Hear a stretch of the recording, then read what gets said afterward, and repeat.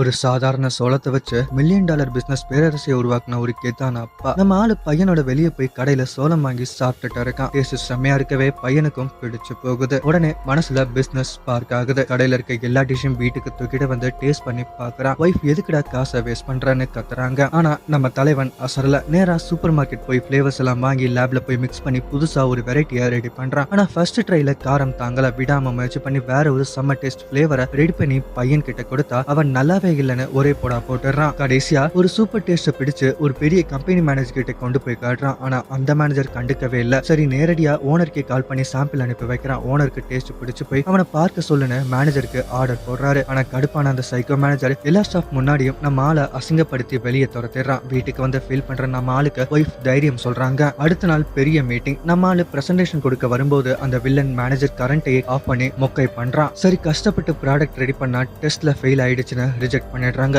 வீட்டுல நொந்து போய் உட்கார்ந்துருக்கும் போது அவனோட சின்ன பையன் டாடி நீங்களே ஏன் நேரடியா மார்க்கெட்ல சேல்ஸ் பண்ணக்கூடாது அப்படின்னு ஒரு ஐடியா கொடுக்கறான். பையன் சொன்ன மாதிரியே மார்க்கெட்ல இருக்க சேல்ஸ் அல்லது ஜனங்களுக்கு பிளேவர் வெறித்தனமா பிடிச்சு போக மார்க்கெட் ஃபுல்லா இவன் ராஜ்யம் தான். இந்த விஷயம் அந்த பழைய கம்பெனி ஓனருக்கு தெரிய வர உடனே மீட்டிங்க கூட்டுறாரு. ஏன்டா இவ்வளவு சூப்பர் ப்ராடக்ட ரிஜெக்ட் பண்ணீங்கன்னு மேனேஜரை கிளின்னு கிழிச்சு நம்ம ஆளுக்கு உடனே கால் பண்றாரு. அவ்வளவுதான் 5 பில்லியன் பாக்ஸ் உலகம் பூரா எக்ஸ்போர்ட் ஆகுது. ஒரே வருஷத்துல பிசினஸ் பில்லியன் கணக்குல பிச்சுக்கிட்டு போகுது. அன்னைக்கு அசிங்கப்படுத்தின ஆபீஸ்ல இன்னைக்கு எல்லாரும் இவனுக்கு ரெட் கார்பெட் பிரிச்சு சல்யூட் அடிக்கிறாங்க. அந்த வில்லன் மேனேஜர் கடுப்புல வயிறு எறிகிறான். அப்போ ஓனர் கூப்பிட்டு உன்னாலதான் கம்பெனியை வளர்ந்துச்சு, என் கேபினுக்கு வான்னு கூப்பிடுறாரு. கேபினுக்குள்ள போய் பார்த்தா அந்த கம்பெனியோட அடுத்த சிஓவே நம்ம ஆளுதான். அப்படி ஒரு பெரிய இடத்துக்கு இவன் வர காரணமே நம்ம பில்லி தாத்தா செம்ம கெத்தா கிட்டார் வச்சிட்டு இருக்காரு. ஆனா அந்த வழியா வந்த வாலு பசங்களும் ஒரு குட்டி நாயும் ஒரே கூச்சல் போட்டு கச்சேரியை கெடுத்துட்டானுங்க. கடுப்பான தாத்தா கிளம்பி போனா அந்த குட்டி நாய் மட்டும் விடாம பின்னாடியே வருது. கோபமா திரும்பி பார்த்த தாத்தாவுக்கு தூக்கி வாரி போடுது. அட பாவீங்களா, அந்த நாயோட வாலில டப்பாவை கட்டி வச்சிருக்கானுங்க. உடனே தாத்தா அதை கலட்டி தூக்கி போட நாய் தாத்தாவுக்கு ஃபேன் ஆயிடுது. தாத்தா போனதும் அந்த வாலு பசங்க தாத்தாவோட வாட்சை உடைக்க பார்க்க நம்ம ஹீரோ நாய் என்ட்ரி கொடுத்து எல்லாரையும் விரட்டி வாட்சை காப்பாத்திடுது. ஆனா சந்தோஷத்துல வாலாட்டும் போது வாட்ச் கீழே விழுந்து உடஞ்சு போச்சு. கோபத்துல தாத்தா நாயோட பால தூக்கி வீசினாலும் அந்த நாய் அன்பு குறையாம தாத்தாவே சுத்தி வருது. நாயோட அன்பை பார்த்து தாத்தாவோட கோபம் பஞ்சா பறந்து போக 2 பேரும் சேர்ந்து செம்மையா கச்சேரியை ஸ்டார்ட் பண்றானுங்க. ஆனா இவங்க கச்சேரி ஆரம்பிக்கிறதுக்கு முன்னாடி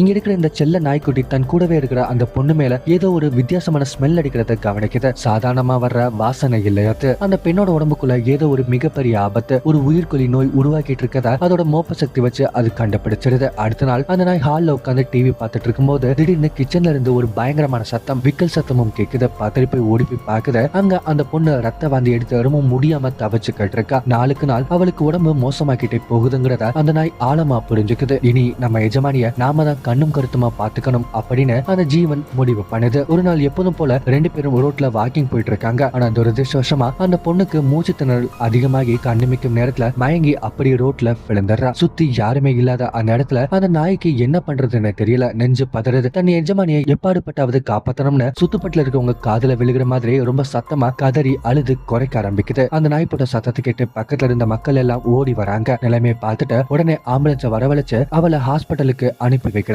ஹாஸ்பிடல் போயிட்டு ட்ரீட்மெண்ட் முடிஞ்சு அவ வீட்டுக்கு வர்றா. அவளோட குடும்பத்துல இருக்கிற மத்தவங்க எல்லாம் அப்பாடா அவளுக்கு உடம்பு குணமாகிடுச்சு, இனி எந்த பிரச்சனையும் இல்ல அப்படின்னு நினைச்சு நிம்மதி பெருமூச்சு விடுறாங்க. ஆனா அந்த பாசக்கார ஜீவனுக்கு மட்டும்தான் உண்மை என்னன்னு தெரியுது. ஏன்னா அவ உடம்புல இருந்து வர்ற அந்த மரண வாசனை முன்ன விட இப்ப ரொம்ப மோசமா வீச ஆரம்பிச்சிருக்கு. அவளோட கடைசி காலம் நெருங்கிக்கிட்டு இருக்கு. அவ இன்னும் கொஞ்ச நாள்ல இந்த உலகத்தை விட்டு போக போறாங்கிறத கசப்பான உண்மை அந்த நாய்க்கு புரிஞ்செடுத்து அதனால அவளோட கடைசி நிமிடங்களையாவது கூடவே இருந்து பாத்துக்கணும்னு நைட்டு முழுக்க கண்ணிமைக்காம அவ படுக்கைக்கு பக்கத்திலே உட்கார்ந்து அவளையே உருகி உருகி பார்த்துக்கிட்டே இருக்கு. விடிய விடிய காவல் காத்துக்கிட்டே காலையில எல்லாரும் தூங்கி எழுந்ததுக்கு அப்புறம் தான் அந்த நாய் அசதியில அப்படியே சோர்ந்து போய் தூங்க போகுது. ஏன்னா இத பத்தி எதுவுமே தெரியாத அந்த வீட்டு தாத்தா காலையில தூங்கிட்டு இருக்க அந்த நாயை பார்த்து ஜி இது என்ன இவ்வளவு சோம்பேறி நாயா இருக்கு அப்படின்னு ரொம்ப அசால்ட்டா திட்டிட்டு போறாரு. இந்த ஜீவன் பட்ட அவமானமும் வலியும் அந்த கடவுளுக்கு மட்டும்தான் வெளிச்சம். இறுதியா அந்த சோகமான நாளும் வருது. அந்த பொண்ணு தன் இறுதி மூச்சை விடுறதுக்கு முன்னாடி அந்த நாயோட முகத்தை பார்த்து கண்ணீரோட ஒரு வார்த்தை சொல்றா. இது வரைக்கும் என்னை எப்படி ஒரு குழந்தை மாதிரி கண்ணும் கருத்துமா பாட்டுக்கிட்டியோ எனக்கு அப்புறம் இதே மாதிரி என் குழந்தையையும் நீதான் பத்திரமா பாத்துக்கணும் அப்படின்னு சொல்லிட்டு கண்ணை மூடுறா. தன் எஜமானின் மரணத்தை தாங்க முடியாம அந்த நாய் கலங்கி நிக்குது.